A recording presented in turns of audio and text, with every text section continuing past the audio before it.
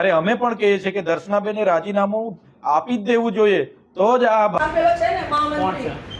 આશીષભાઈ પ્રમુખના આધાર ઉપર સ્પેશિયલ જેડે મળે છે બોલાવે છે ના સર અહીંયા આવું અપમાન કરવા માટે ધારાસભ્યને રાખો છો મહિલા ધારાસભ્ય છે તેનો મતલબ એવો છે કે આવું નહીં કરવાનું ભાઈ કોણ તો તમારા મનમાં તમારું કામ આપજો મહિલા ધારાસભ્ય પાસે બોલ પેલો સ્વાગત બોલ દે પહેલા સ્પેશિયલ જેડે મળે છે બોલાવે છે ના સર અહીંયા આવું અપમાન કરવા માટે ધારાસભ્યને રાખો છો મહિલા ધારાસભ્ય છે તેનો મતલબ એવો છે કે આવું નહીં કરવાનું ભાઈ આવી રીતે ભારતીય જનતા પાર્ટીની શિસ્તબદ્ધતા છે આપણી આશીષભાઈ સાહેબ ફરજ કરીને સ્વાગત માટે તો સ્વાગત માટે કે પુનઃ નથી કઈ નથી સ્પેશિયલ પુનઃ મંગાયા છે એ નામ નથી બોલાવો છો અહીંયા ગાડી ચાલો અમારા સમાજને અપમાનિત કરવાનું કામ કરે છે નેતૃત્વ હોય આદિવાસી સમાજના અમારા અધ્યક્ષ હોય ત્યારે આદિવાસી સમાજનું તમે વચ્ચે ના બોલશો મારી આગળ ત્યારે પછી ને અપમાન કરવા માટે અહીંયા બોલાવો છો ના સાહેબ તમે પ્રભારી મંત્રી છો ને તમે જુઓ છો સવારથી કાર્યક્રમ કેવી રીતના ચાલી રહ્યા છે આ મારું અપમાન કરવા માટે બોલાવો છો તમે વ્યવસ્થા માટેનો મામલો આ ચૂંટણીમાં જીતાઈને આવેલી છું કોઈ ઉપરથી પેરાગ્લાઇડિંગ કરીને નથી આવી હું અહીંયા મારા વિસ્તારના અધ્યક્ષ છે મારા આદિવાસી મોરચાના અધ્યક્ષ છે ના સાહેબ આભાર આપનો થેન્ક યુ આપે મારા માટે લડ્યા એના માટે ખૂબ ખૂબ આભાર સર્વે જનતાનો પણ અને આપ સર્વે નેતૃત્વનો પણ કોણ કહી નાખે આ પેલો છે ને કોણ મહામંત્રી છે?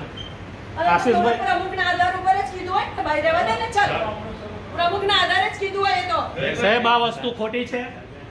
બંને વડીલશ્રી ઈશ્વરભાઈ આપને પણ વિનંતી કરું નંબર સાહેબ આપને પણ વિનંતી કરું જિલ્લા પ્રમુખના માર્ગદર્શન હેઠળ જ આ બધા જે કંઈક ધતિંગો થઈ રહ્યા છે આ જિલ્લામાં જિલ્લાને બરબાદ કરવાના ખરાબ કરવાના ભાષાની પછી વાત કરીશું ચલો રહેવા દે કોઈને કહેવાનો કોઈ મતલબ નથી આ બધા લોકોને છે ને આખા ગાંધાની જેમ આટા બાંધેલા છે બધાને આદિવાસી સમાજની કોઈને પણ એવી નથી આદિવાસી સમાજ જાય બાળમાં બધાને એવું છે આજે રાજપીપળા ખાતે વિકસિત ભારત સંકલ્પ સંમેલનની એક બેઠક હતી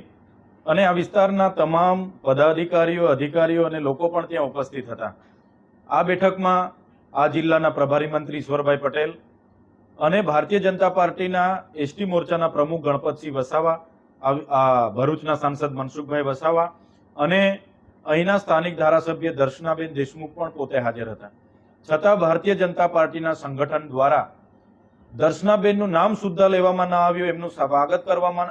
સ્વાગત કરવામાં ના આવ્યું કે એમને બે વાત મૂકવા માટેના આમંત્રિત પણ કરવામાં ના આવ્યા જેના પરથી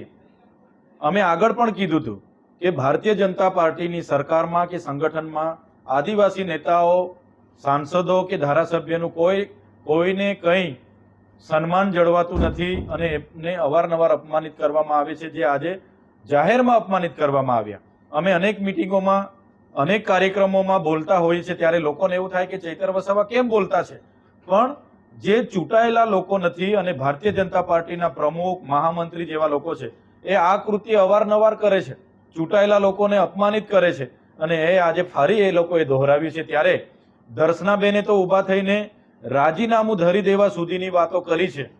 એક મહિલા આદિવાસી ધારાસભ્યનું આ પ્રકારનું અપમાન થતું હોય ત્યારે અમે પણ કહીએ છીએ કે દર્શનાબેને રાજીનામું આપી જ દેવું જોઈએ તો જ આ ભારતીય જનતા પાર્ટીના જે